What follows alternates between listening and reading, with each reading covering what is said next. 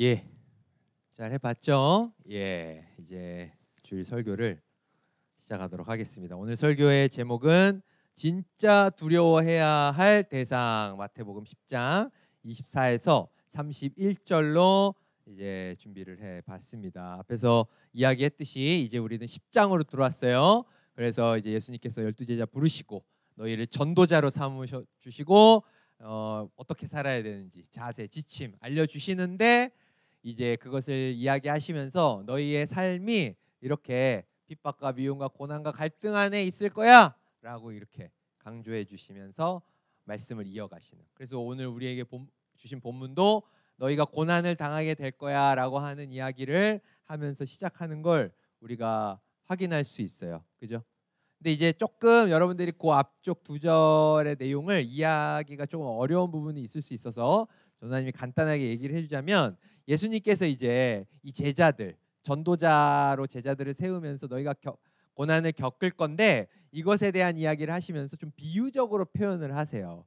어떻게 비유적으로 표현하시냐면, 이 앞쪽에서 예수님이 이 예수님과 제자를 뭐와 뭐로 비유하냐면 집주인과 그 집 주인에게 딸려 있는 식구들, 가족으로 이렇게 비유적으로 표현을 하세요.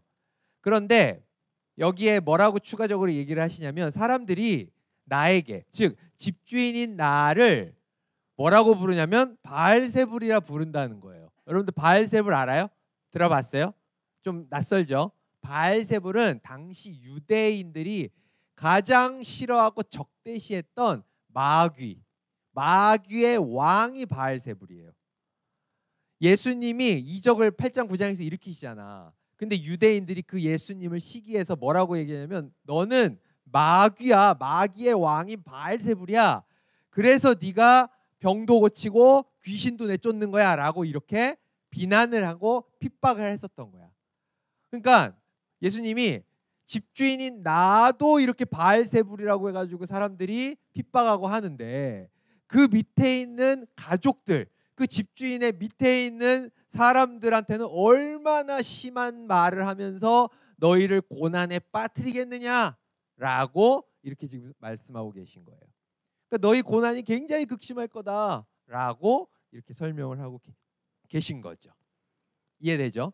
그래서 이 당시 실제적으로 이 제자들이 엄청난 고난, 핍박을 많이 당했죠. 지금의 시대는 뭐 좀 나라별로 다른데, 이 당시 예수님이 얘기하셨던 이런 고난은 사실은 적어도 대한민국에서는 그렇게 흔치는 않은 것 같아요. 그러니까 뭐 굳이 나눠서 얘기하면 직접적인 고난, 그러니까 내가 교회를 다니고 뭐 전도를 한다고 해서 직접적인 고난이 있지는 않죠. 그러나 저 이웃 나라 뭐 중국이라든가 같은 동포인 북한, 또 이슬람권 이런 데 가면 아직도 예수님 당시와 마찬가지로 직접적인 고난이 있죠. 포교 활동 자체가 금지돼 있고, 그러면은 이제 감옥에 갇히기도 하고 막 추방당하기도 하고 그런 직접적인 고난이 있어요. 그죠? 그러나 우리 친구들이 살고 있는 현재 그 대한민국에서는 적어도 이런 직접적인 고난이 많지는 않은 것 같아요. 그죠? 그러나 직접적인 고난은 없다고 하더라도 이 간접적인 고난은 우리에게 또 여전히 있는 것 같아요. 우리가 진정 예수님의 제자로서 전도자로서의 그런 정체성으로 살려고 하다 보면 우리에게 간접적인 고난이 굉장히 많아요. 우리 여러분들도 마찬가지예요. 여러분들 뭐 이 치열한 입시 경쟁 사회에서 공부하기도 바쁜데 교회에 오는 것만으로도, 그죠? 이번 수련회 때도 이제 학원에서 어쩔 수 없는 사정 때문에 뭐 못 참여하고 막 그런 경우도 있고 하잖아요. 그죠? 그러니까 우리가 그렇게 예수님을 믿고 예수님이 살라고 하신 그 지침대로 전도자로서 살려면 우리의 많은 것들을 희생해야 돼.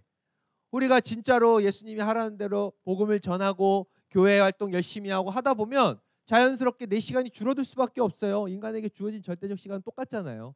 그죠? 그러다 보면 공부할 시간이 줄 수밖에 없어요. 그러다 보면 그게 뭐 극단적으로 얘기를 하자면, 그래서 그것 때문에 대학을 좀 더 좋은 데 갈 수 있었는데 못 갈 수도 있어요. 어쩔 수 없는 거예요. 주님이 살라고 한 대로 하는데 대학도 다 잘 갈 수 있다? 그건 거짓말이에요. 그렇게 말씀하시는 분들이 있다면 그건 거짓말입니다.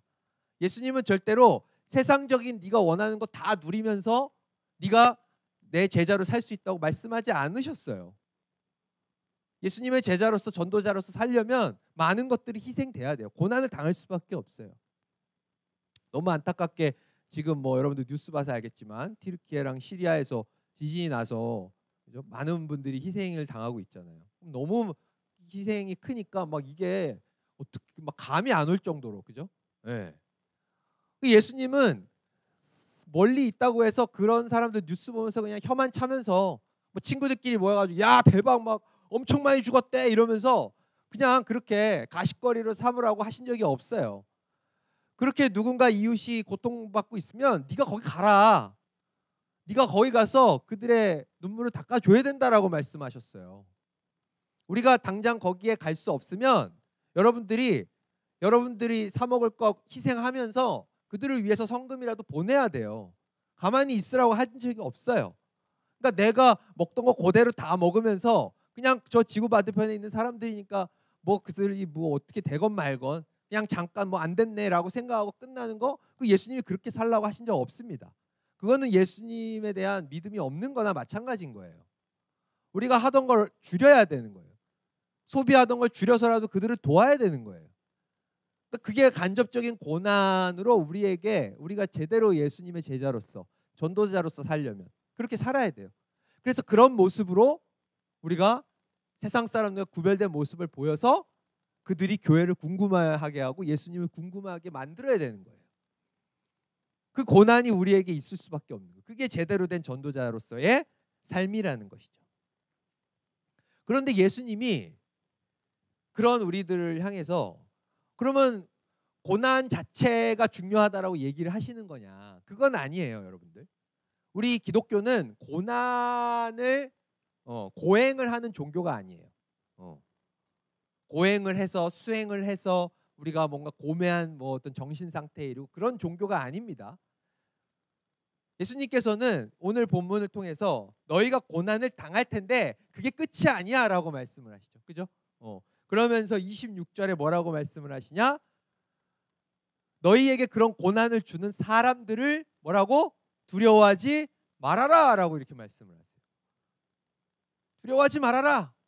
근데 전도사님이 이 본문 내용을 보고 앞뒤 맥락을 보다 보니까 여기서 사람들이라고 하는 건 우리에게 고난을 주는 그 사람들이라고 하는 건 단순히 그 사람만 얘기하는 게 아니라 이런 사람들이 만들어낸 모든 걸 다 얘기하는 것 같아.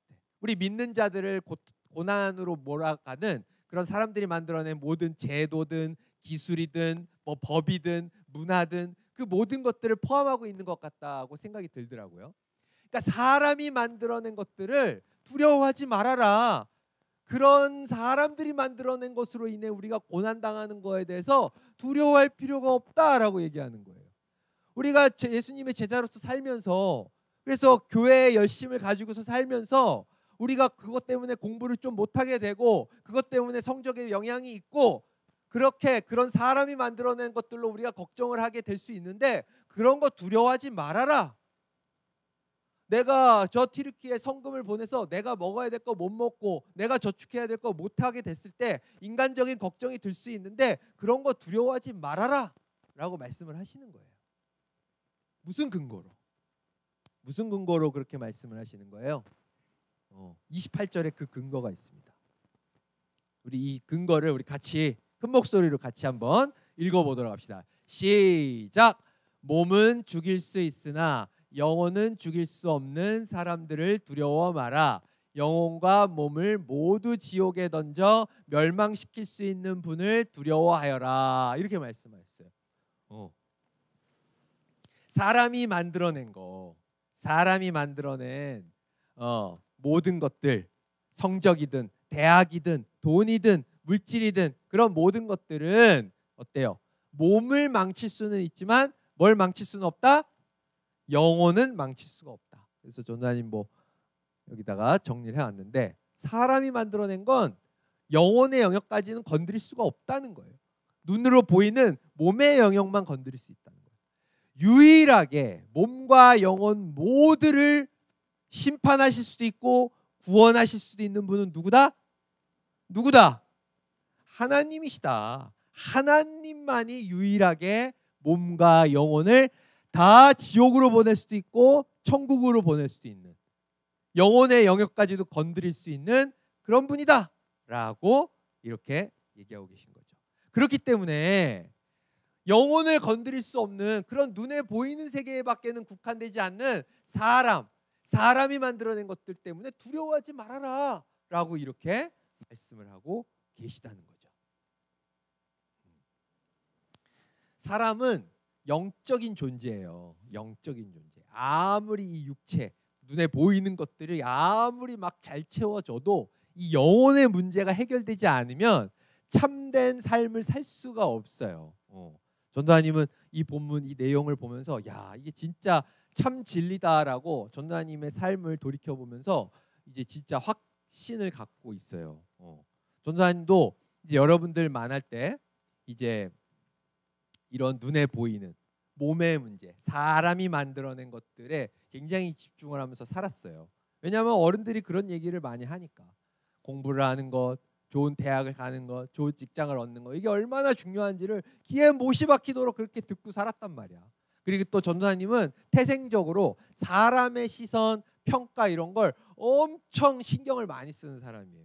뭐 착한 일을 해도 누가 보니까 하는 경우가 많고 그렇게 그런 성향이 굉장히 강했던 사람이거든요. 그래서 그런 사람의 평가에서 좋은 평가를 받기 위해, 그리고 어른들이 얘기했던 그런 사람이 만들어낸 세상적인 것들을 뭔가 성공적으로 이끌기 위해 부단히 노력을 나름대로 했었어요. 그래서 좋은 대학을 가려고 뭐 나름대로 굉장히 열심히 노력을 했었고 그랬었거든요.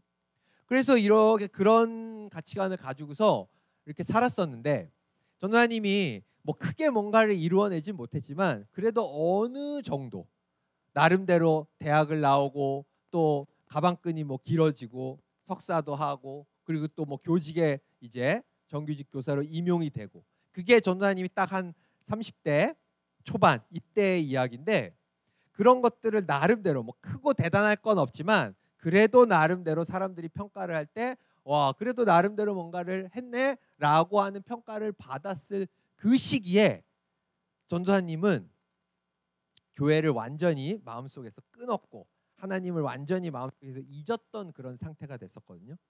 근데 그때의 결론, 전도사님의 삶의 결론이 어떻게 났었냐면, 전도사님의 마음에 원인을 알 수 없는 너무나 큰 공허감이 찾아오더라고요.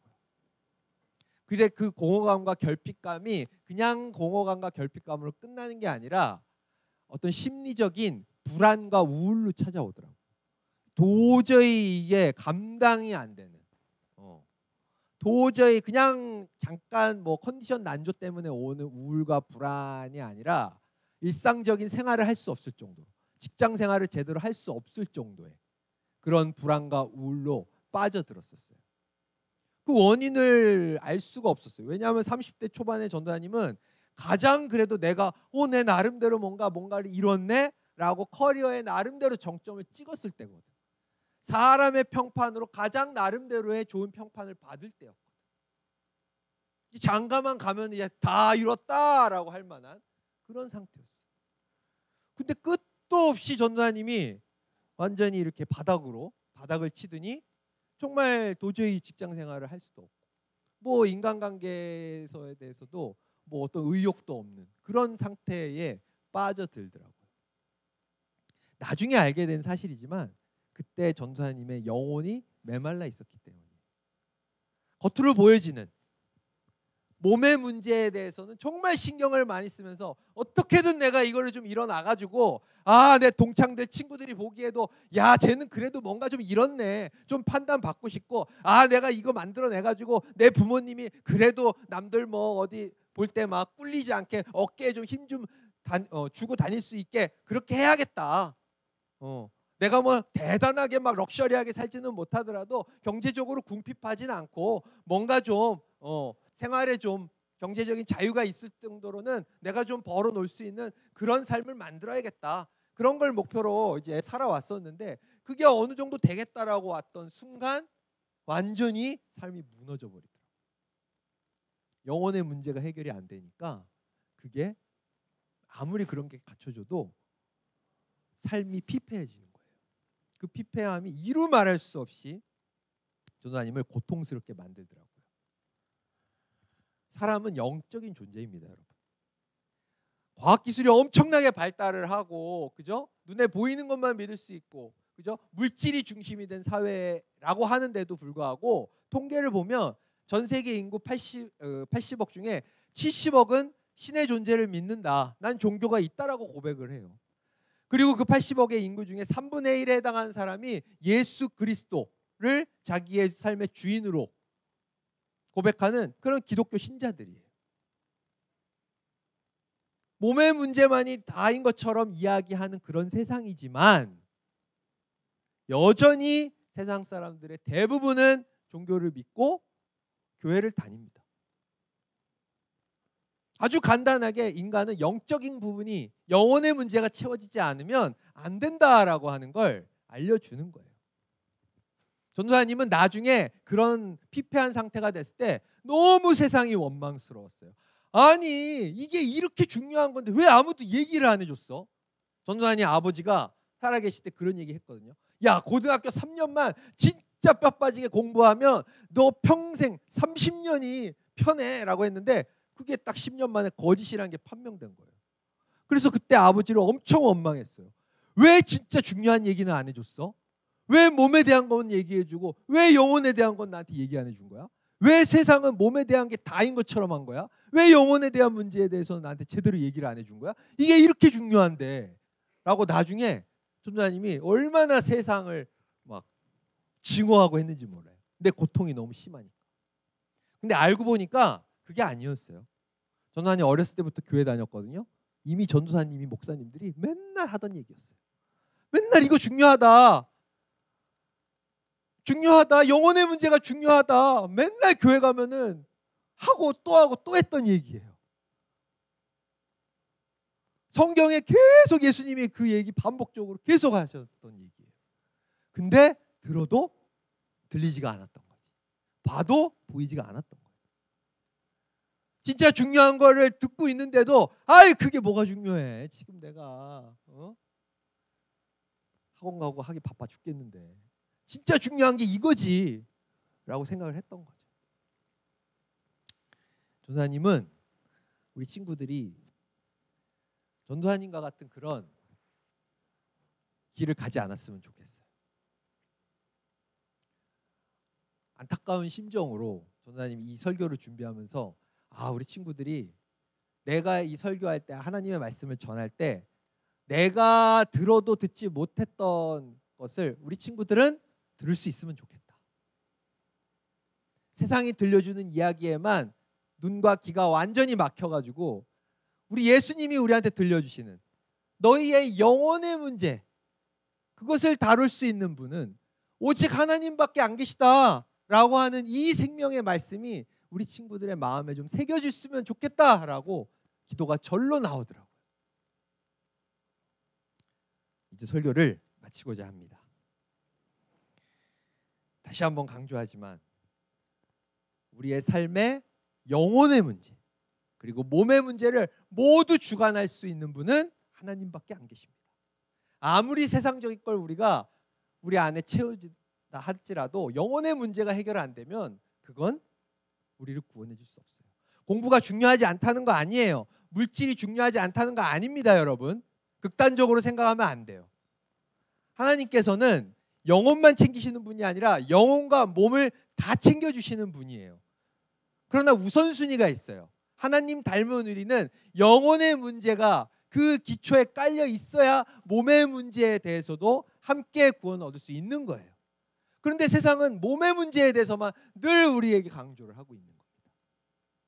그런 우리들을 향해 우리 주님께서 말씀하십니다. 사람을 두려워하지 말라. 몸의 문제밖에 해결할 수 없는 사람을 두려워하지 말아라. 우리 친구들이 이 말씀에 귀를 열 수 있게 되기를 간절히 소망합니다. 이 시간 같이 기도했으면 좋겠습니다. 오늘의 설교의 말씀을 기억하면서 주님, 제가 주님의 말씀대로 그 가르침대로 사람을 두려워하지 않는 자 되게 해주십시오.